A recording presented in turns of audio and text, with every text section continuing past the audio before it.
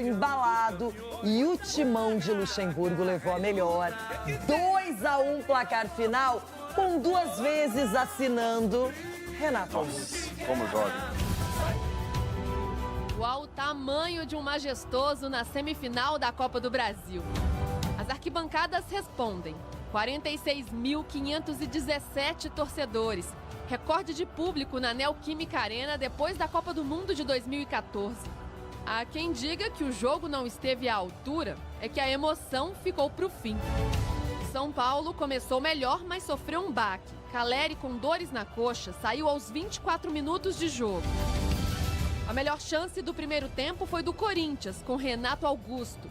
Era só um aperitivo do que o craque é capaz de fazer. Até porque o tricolor tinha o domínio do meio de campo, mais posse de bola e tudo para abrir o placar. Mas poucas vezes levou perigo. Numa delas, Arboleda cabeceou com força. Se estava difícil furar a defesa, Pablo Maia tentou de longe.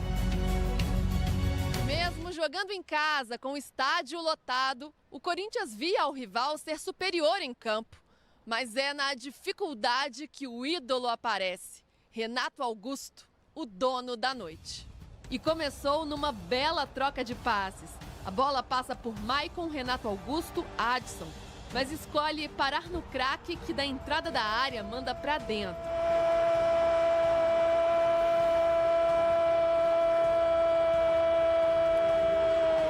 Do Corinthians!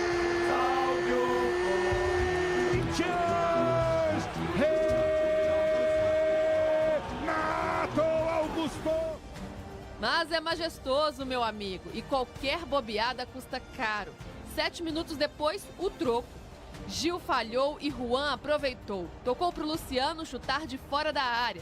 A bola bateu na trave, no Cássio, na rede. Luciano para empatar o jogo na Neoquímica Arena. Agora um para o Corinthians, um para o São Paulo. Ele dominou na meia-lua da área, ninguém chegou. Na comemoração, o atacante extravasou, provocou a torcida e chutou a bandeira de escanteio com o símbolo do Corinthians. A torcida arremessou objetos e o clima esquentou em campo.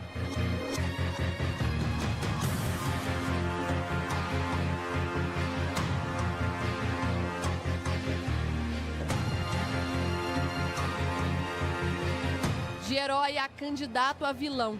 Luciano levou o cartão amarelo e está suspenso no jogo de volta. Foi justo. Foi justo. Agora, não só ele deveria ter tomado. Esse é o grande problema que tem acontecido com o São Paulo. 2 pesos, 2 medidas em todas as partidas. Todas. O único cartão naquela confusão toda é muito estranho. Estranho demais. Vamos comemorar onde? Vamos se esconder? Só tem torcida do Corinthians, né?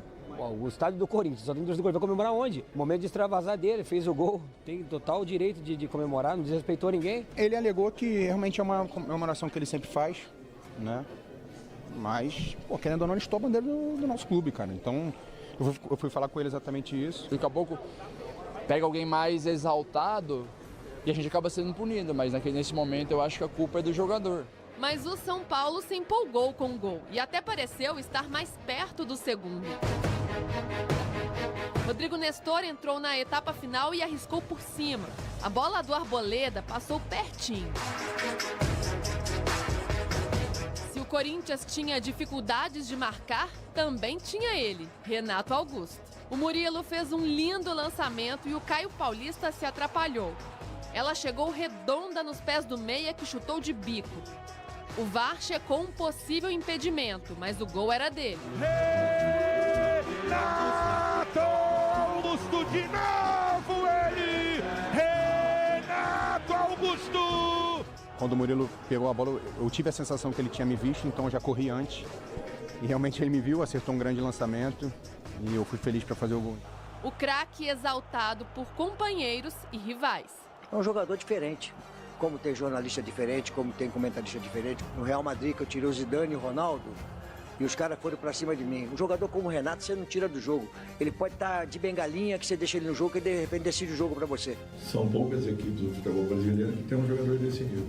Placar final, Renato Augusto 2, São Paulo 1. Infelizmente foram 2 lances assim que É só o futebol que proporciona. Nós poderíamos sim ter tido uma efetividade um pouco maior. Já o Lucha não quis analisar o jogo. Claro que eu respeito toda a pergunta. Mas, cara, toda vez que eu chegar aqui, eu tenho que fazer análise do jogo. Será que não tem os analistas do jogo que falam para vocês e vocês viram o que aconteceu no jogo? Aí eu vou ter que falar isso e aquilo para ficar igual num pau de sebo. Eu venho aqui na entrevista, fica igual um pau de sebo, sobe, desce, para minhas respostas. Não, você viu o jogo, a interpretação é de vocês. Eu sei o que eu fiz no jogo. O tabu em Itaquera se mantém. O São Paulo nunca venceu no estádio. Agora são 11 vitórias e 7 empates do Timão em 18 jogos. O Corinthians agora joga pelo empate no Morumbi. Vitória simples do tricolor leva a decisão para os pênaltis. Um cenário que mudou recentemente. Eu falei para os jogadores lá dentro, para eles comemorarem, tá? Que ninguém deu para nós essa condição. Há 2 meses atrás, a gente não podia sair no hotel, pegar um elevador.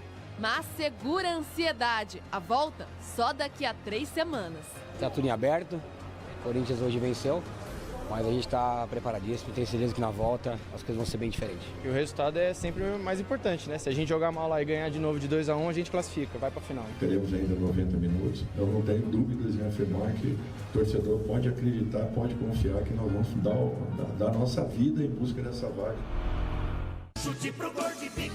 Brasil, o que me restou nessa Copa do Brasil, aliás, ampliado aqui, foi o controle remoto. Como torcedora, não tem jeito. Então, eu virei espectadora e telespectadora. E secadora. Aqui, e secadora. Ah, não, isso a vida toda. Eu não nego, comigo não tem essa, não faço história. Ó, o meu modo é o pausado, aqui embaixo, ó. Aqui, ó. Esse é o seu pausado? É. Tá bom. Só que eu espero que hoje, depois de Grêmio e Flamengo, eu esteja no modo on. Amanhã você vai ver. Toca, Negrão.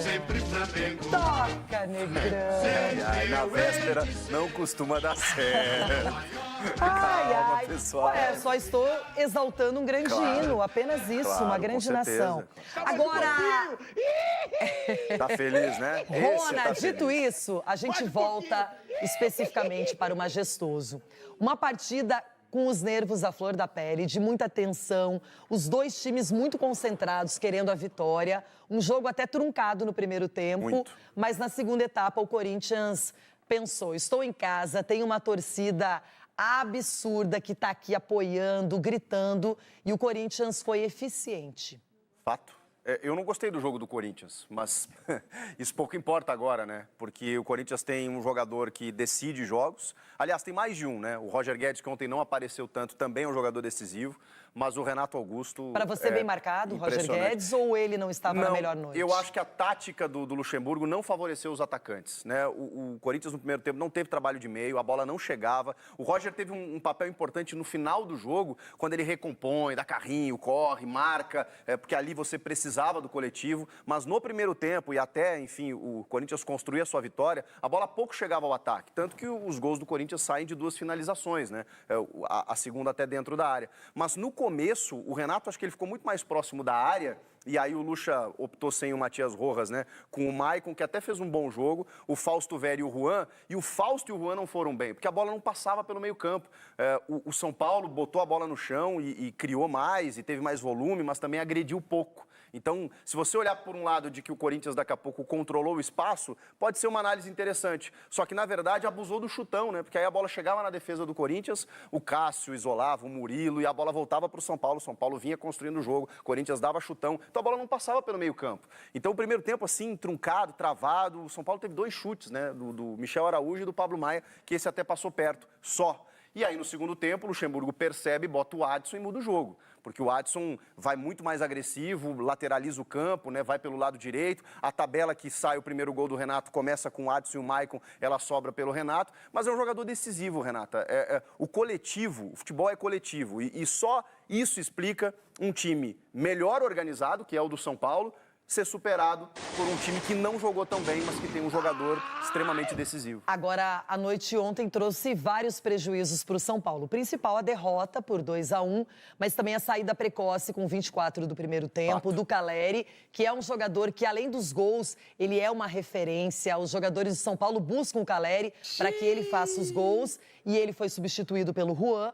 E, além disso, o prejuízo do Luciano, porque ele faz o gol e ele vai fazer uma comemoração meio fora dos planos, meio inexplicável, não é? Ele vai aí, faz o gol, vai até a bandeira do escanteio, com uma bandeira que tem o símbolo do Corinthians, ele chuta e aí não tem torcedores do São Paulo, a torcida do Corinthians fica enlouquecida, porque é um gesto que poucos aceitam, e ele, aí ele vai, segue, antes disso, vem um companheiro, tenta comemorar com ele, ele faz o sinal de calma, e segue o momento. Aí ele volta e toma o cartão amarelo. O Dorival reclamou, e nós acabamos de mostrar, que ele acha que não deveria apenas o Luciano ter tomado o cartão amarelo, que outros jogadores do Corinthians que foram cobrar satisfações do Luciano poderiam também ter recebido o amarelo.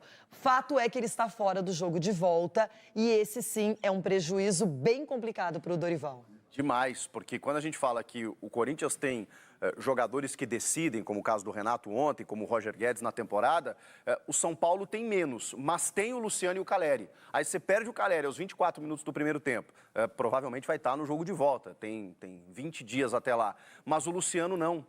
Eu tento entender o jogador que faz um gol super importante, ali ele devolve o São Paulo para o jogo, um jogo dificílimo, um clássico, ele tem essa coisa, né, porque ele foi ex-jogador do Corinthians e ele brilhou mais no São Paulo, tá jogando no estádio adverso ali, aí faz um gol, ele quer extravasar, não tem a torcida do São Paulo, aí alguém pode dizer, pô, então comemora com o banco. Eu não vou aqui tentar entender o que passa na cabeça do jogador que faz um gol tão importante. Pode comemorar no meio campo, pode comemorar de outras maneiras. Não é a primeira vez que um time joga contra o outro e a torcida é única. Sim. Então o Luciano, por exemplo, eu acho que vale falar do que aconteceu com o Corinthians na Copa Sul-Americana, com o menino Rian, não é que é jovem ainda, e que estava lá jogando uma partida de Sul-Americana, faz seu primeiro gol e tira a camisa e mostra a camisa para os torcedores do Universitário. Foi repreendido pelo Luxemburgo e até, inclusive, o Luxemburgo disse que não crucificou o atleta, mas repreendeu, chamou a atenção porque o clima era hostil, sabendo que aí é a vez da torcida do Corinthians. É por isso que em São Paulo as coisas acontecem dessa maneira.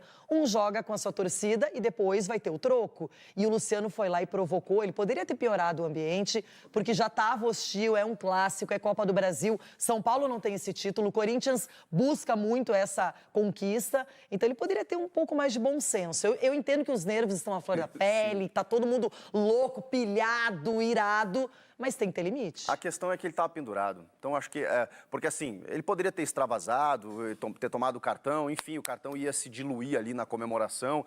O grande lance foi ele ter dado uma voadora na bandeirinha que tem o símbolo do Corinthians. Isso irritou, inclusive, os atletas do Corinthians. O Renato Augusto, que é um lorde, foi lá cobrar dele, ficou irritado, o Luxemburgo da mesma forma. Mas o que pega pra mim é que ele estava pendurado. E aí ele prejudica, ele causa um prejuízo pro time no jogo da volta. Claro que a gente vai falar muito mais sobre o clássico.